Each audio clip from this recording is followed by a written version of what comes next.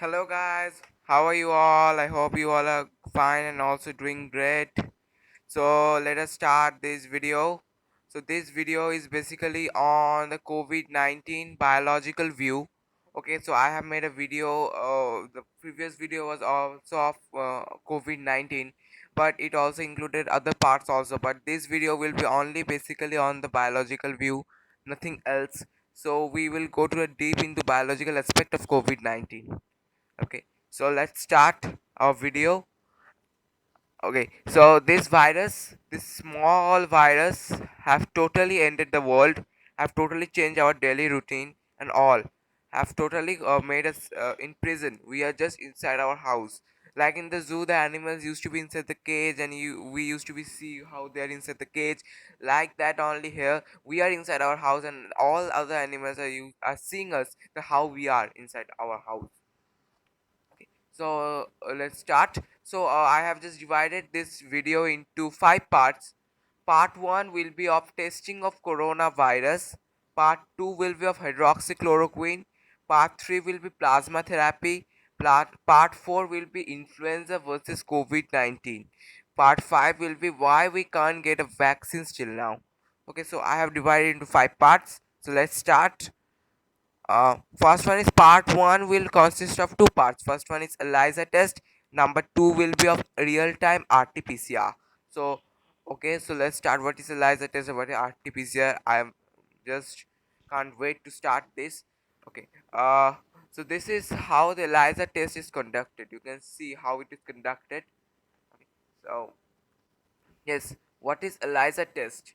So, ELISA test is basically the measure of antibody in whether the antibody is present in our blood or not. So, suppose I have taken a blood sample which is maybe like this, and so if I could find antibodies like this is a very poor antibody. Okay, so antibodies like this, if I could find like this, then that time I am sure that there is some pathogen which has entered to our body, like this pathogen have entered to our body. Okay, because as pathogen, suppose a virus, if I take a virus like this, it releases an antigen which seems like this type of thing. And our body, human body, if I take it as H, it releases another is what to tell antibody, like this type of antibody that releases. Okay, so all this thing to kill this antigen which causes harm to our body, antibody goes and kill it. So if we can find antibody in our blood sample with the help of ELISA test, then that time we are sure totally that something is there, means some pathogen is there inside our body, and they have released antigen. And remember one thing, that without any presence of antigen, antibody will not be released by our immune system. Next, what is the full form of ELISA test? Full form of ELISA test is enzyme linked immunosorbent assay. So this is the full form of ELISA test. Remember this. This is a very important full form, a very important thing for you all. It would be very much useful for you also. So this one you should remember. So let's continue to next slide. Next slide is yes, advantages of ELISA test. Now every test has some advantages, every test has some disadvantages. So what is the advantage of ELISA test? ELISA test advantage is for accurate report at first time only. So what happened for another test we have to go to either from 2 to 10 times also. But for ELISA test, only first time is enough to get the accurate report. Whether there is a presence of antibody or not, we can get in the first test only. No need of going two tests or up to 100 tests also. Only first test is enough for us. Okay, and it also gives a fast result. Yes, the result of ELISA is very much fast as compared to other tests. Next is that can be used for variety of infections. It can be used to detect HIV. If I take it as H, it can be used to detect. Sorry. Okay, it can be used to detect COVID-19 also. See, if I take it as 19, it can be used to detect anything, any virus which is present in us. So it can be used to detect a variety of infections. Okay. Um, Now next, now will be the disadvantages of ELISA. What are the disadvantages of ELISA? There are many disadvantages of ELISA. First of all, not accurate result, at least for COVID-19. So we are not getting accurate result, at least for COVID-19. Why are not getting accurate results? See, it is a very important topic, as because suppose we have taken a blood sample like this, and we detected some antibodies like this, again like this. Okay, so some antibodies we have detected, and from there, uh, we don't know, because antibody can be released. Suppose HIV releases an antibody which seems like this. It's suppose, okay, not actually, but suppose an HIV releases antibody like this, and coronavirus releases antibody like this, like suppose this one, So for this one also the antibody will be released like this one. For this one also the antibody will release like this one. So for both the cases, the antibodies are same. So we are not sure which virus is there actually in our, which pathogen is there inside our body. So just we can detect that yes, some antibodies are there. That's why a pathogen is there. But which pathogen? We are not sure about it. It may be HIV also. It may be coronavirus also. It may be other type of virus also. It may be none of these. Okay. So that is what. Okay. Now its enzyme activity might be affected by plasma constituents. Now is an important topic because the enzyme in this stage acts as a catalyst. Okay, it just increases the speed of reaction. But if the plasma constituents is present, if the plasma constituents is present in this sample, then that will act as an anti-catalyst. It acts as an anti-catalyst. Okay, so acts as an anti-catalyst. So for that thing, this the speed of this reaction gets slow very much, and we can't get accurate result at a very short period of time. So it again a big disadvantages. Okay, let me add a catalyst. Cataly, very poor handwriting, please don't mind. Catalyst, okay. Okay, so it acts as an anti-catalyst. For that reason only, it just lowers the speed. And the enzyme increases the speed. Hmm. Thus increases the speed. Okay, so these are all the disadvantages. Now next is the real-time RT-PCR kit. You can see real-time RT-PCR kit. Okay. Uh, Okay, so what is real-time artificial kit is? It is just a nuclear-derived test which is used to see the presence of any genetic material which is released by any particular virus.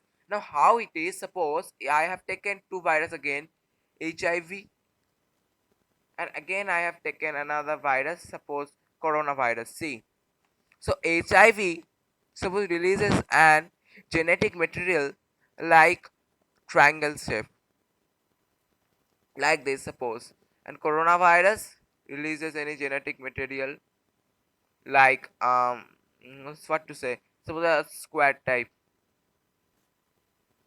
So with the help of this nuclear derived method, we can just see the presence of this specific genetic material. Suppose if we can find this type of genetic material is present, then that time we are sure that HIV virus is present in your body.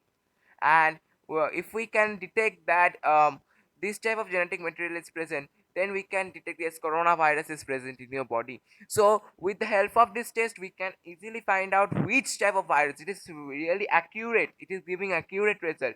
It is also giving that yes, pathogen is present, plus of all which pathogen is present, that is also given by this one. So it is a very useful test for us. Okay, and now the nuclear test is just means just have been removed because as it is using radioactive isotopes and all. Now fluorescent dyes is being used for that, as it is less harmful. And with this technique, it is a big advantage. What is the big advantage over RT-PCR? For real-time RT-PCR is, suppose we have to do it for 3 times for RT-PCR, but for real-time RT-PCR, after 3 times only you can get the result for RT-PCR. But for real-time RT-PCR, you have to get result. You can get result in 1.5 time only. It is going on process 1.5 time. It has completed. You can get easily the whether which type of that virus or pathogen have entered in your body. That's the easy thing. Okay. Now next is advantages. It also has some advantages and disadvantages. And what are the advantages of real-time RT-PCR? First one is wide dynamic range of quantification, 7 to 8 logarithmic decades. So it's an important of wide dynamic range of quantification is there, and no post PCR processing. It's a very important thing that we don't need any post PCR processing, at least for this test. Okay, and next is lower turnaround time. It also a good advantage for this test. So these three are one of the most usable or the most notable advantages for this test. Next, if we go on, it is disadvantages of real-time RT-PCR. What are the disadvantages? Disadvantages are first of all that variation increases with cycle number. Yes, the variation may increase with cycle number. Like suppose first of all you are getting a shape like this. Suppose it is of HIV I have taken. So you are getting a shape like this. Oh, the figure is gone bad. Okay, so first of all, suppose you are getting a shape like this. Now, after two times, you are getting a shape which is similarly like this, So, you are confused that what type of virus is present in here, what type of present virus is present here. So, we are just totally confused that whether it is HIV or HIV corona or both are present or not. That is a big confusing for us.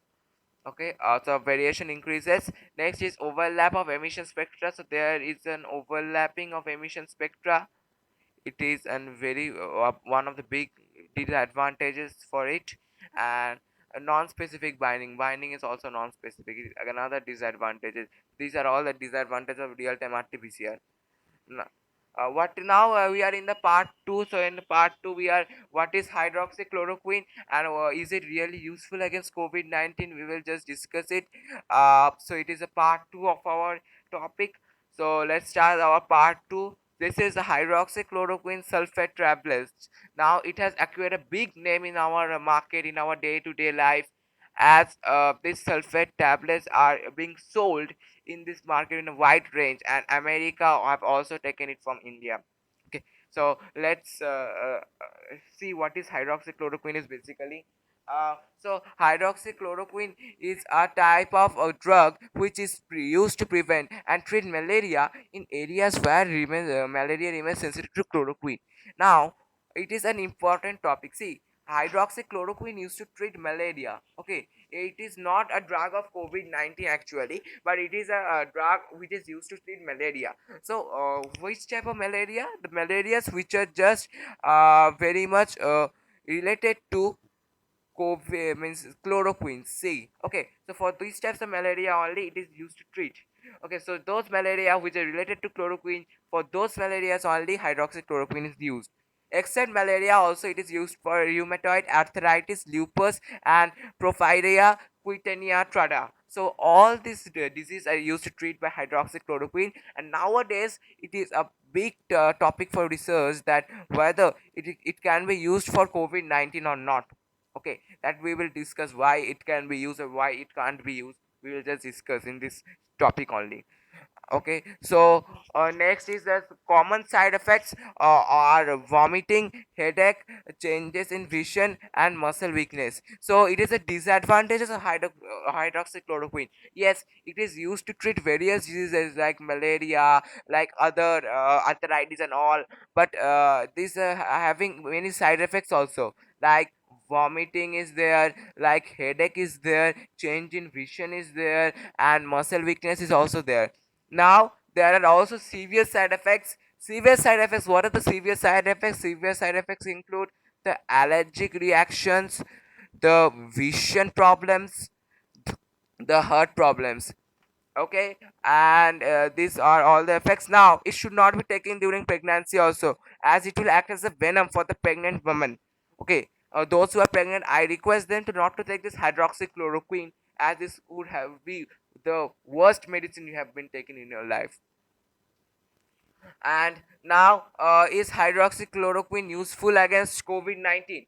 And still now there is no surety as that hydroxychloroquine is ultimate drug to treat COVID-19. Many countries are claiming that hydroxychloroquine is quite effective against COVID-19, but there are also a large number of countries who are opposing this fact. See, suppose all the this is a very much a debatable topic. As if I take three countries, China, C, and if I take another country, another big country, USA, and another one of the big country, India. Okay, these three. Okay, this is gone bad. Uh, India.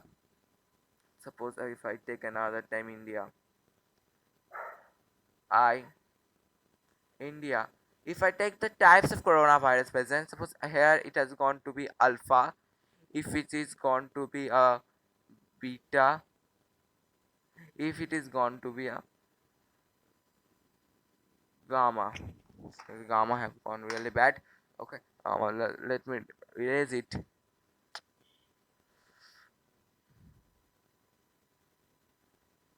Okay, so suppose it will be a gamma. So for this, in China they are telling that they have got a huge success by hydroxychloroquine. In America, telling they have got no success with hydroxychloroquine. India, little success of hydroxychloroquine.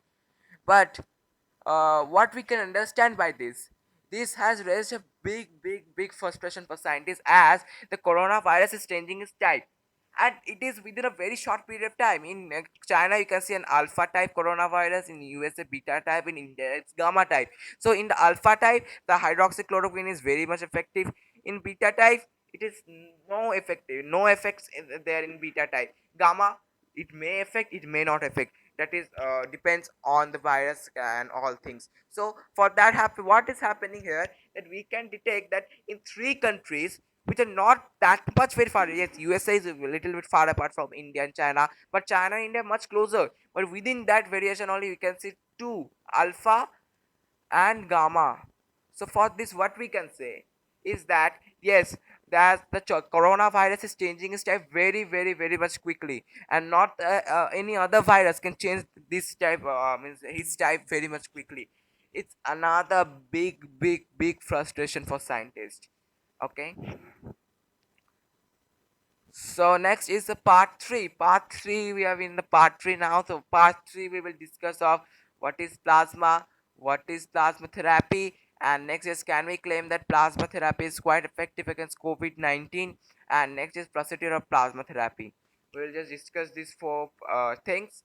So let's what is plasma. So we know that our blood is divided into four parts, and from that plasma is one of its constituents, and other three are RBC, red blood cells, WBC, white blood cells, and platelets.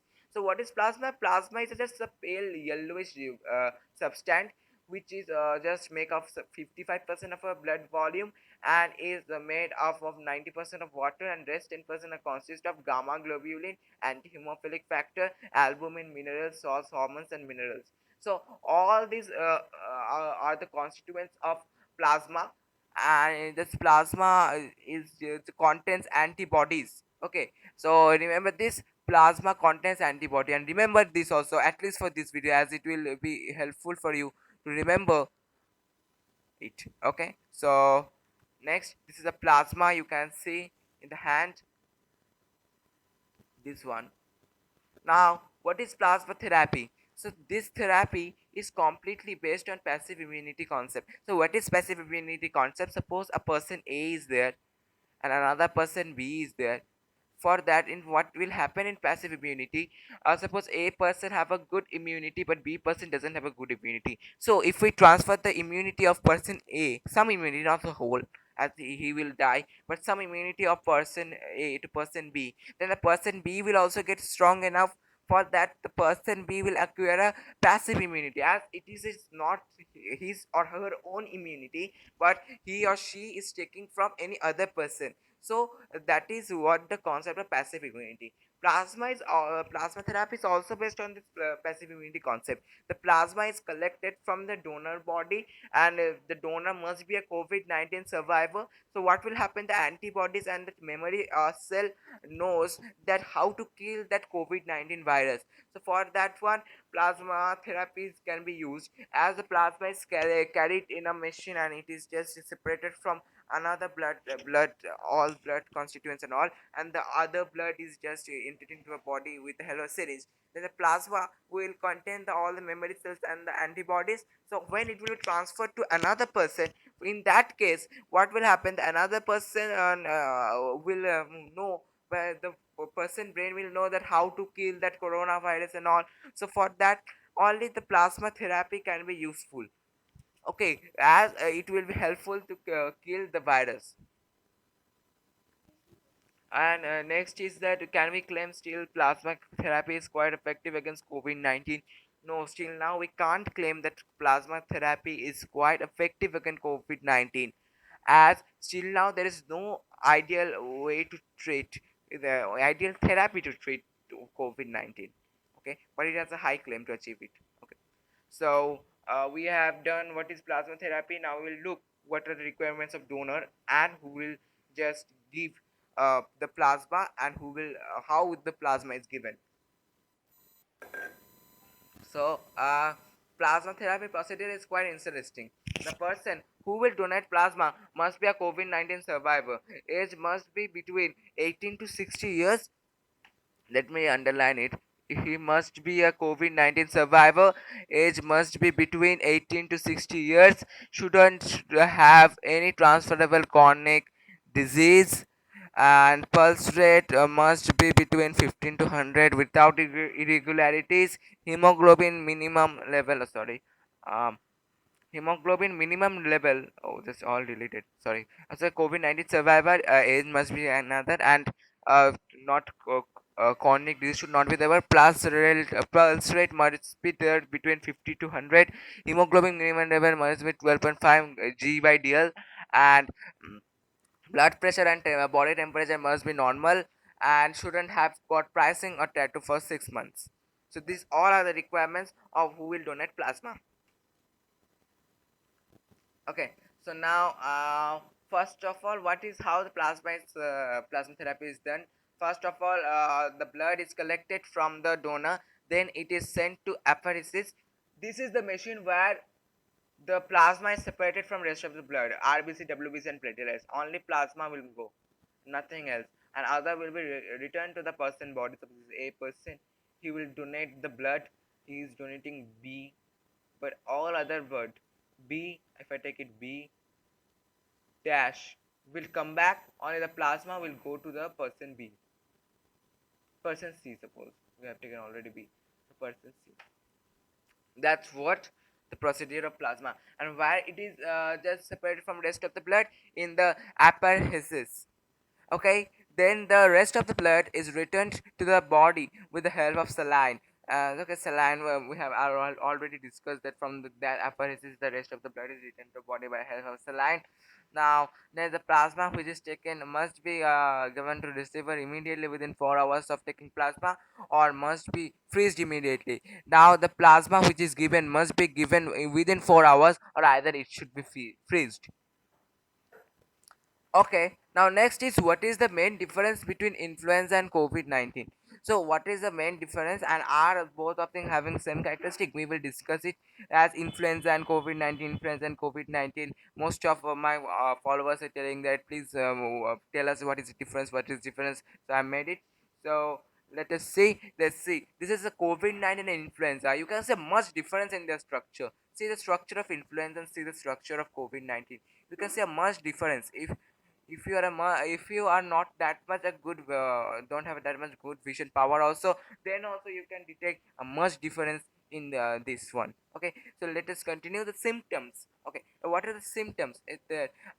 For the incubation period, means the showing of symptoms will be for COVID-19 between 2 to 14 days, but for influenza it will be in a very short period of time, that is from 1 to 3 days. Cough is common in both the cases. Shortness of breath is common in COVID-19, but it is sometimes happens in influenza. fever is common in both the cases, and fatigue is common, is also common in both the cases. Most of the symptoms are common, I think. Okay, but body aches, it is sometimes, and influenza, it is common. Sore throat is sometimes in both the cases.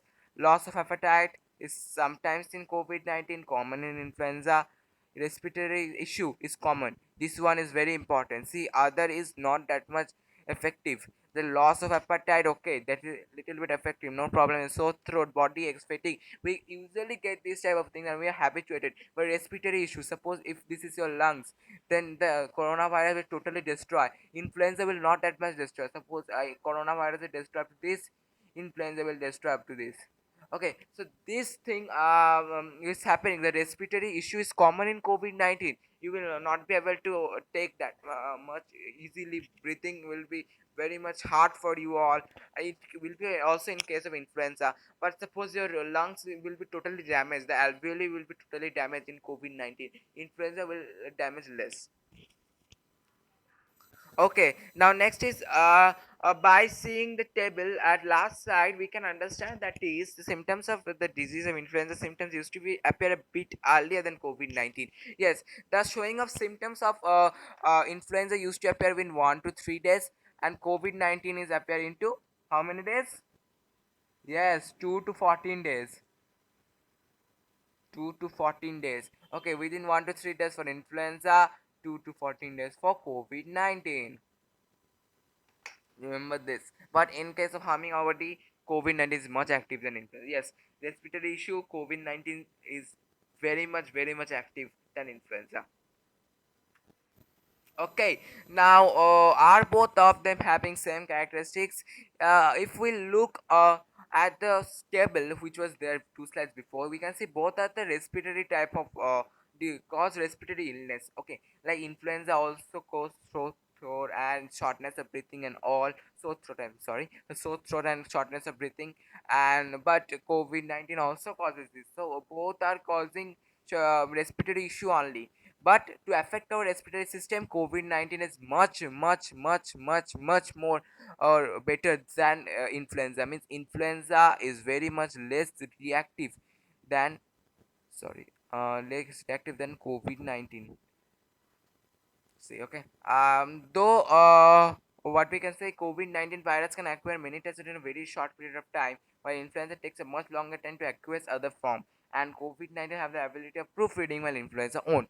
Now, it's a very important point that COVID-19 can acquire many types. As I told that alpha, beta, gamma, I think I've remembered. China alpha, USA beta, India gamma. So, or in the effect of hydroxychloroquine. Okay, so it is acquiring in a very short period of time. Not, I think so, in less than 6 months only, they're acquiring this many types. So, what is happening there? That it is taking many types within a very short period of time, and they also have the proofreading. When our DNA replications happens in our body, if we take the human body, when our DNA replication happens, if something goes wrong in the DNA replication, then our cell or our nucleus used to just correct it as where it is wrong or where it is not going right, as we used to take the proof for before publishing our books or before publishing our magazines. Like that only, the COVID-19 virus used to check the DNA replication process as same our human body. This has raised a huge frustration for the scientists, as no other virus don't have this characteristic. Next is COVID-19 have the ability of proofreading. Yes, I have discussed this. So what happens that in a very short period of time, alpha, beta, gamma is happening, means many types are happening. Still now 11 types have been recognized, and the ability of proofreading, another big issue.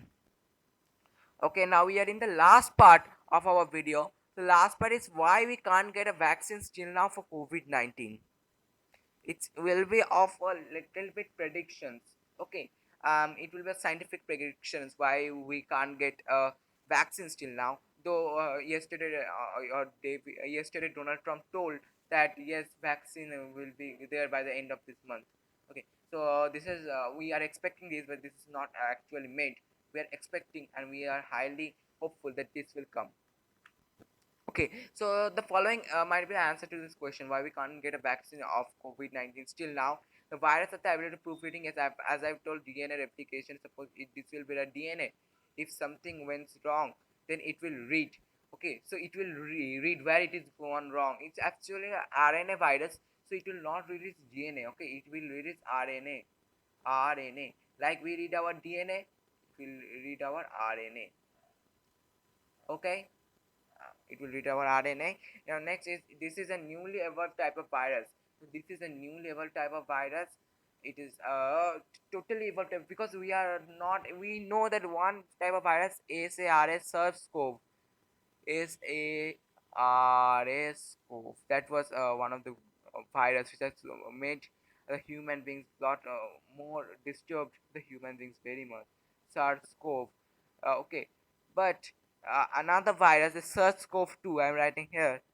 SARS, SARS-CoV.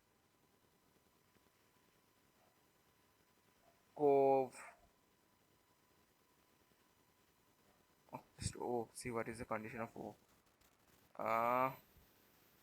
SARS C O V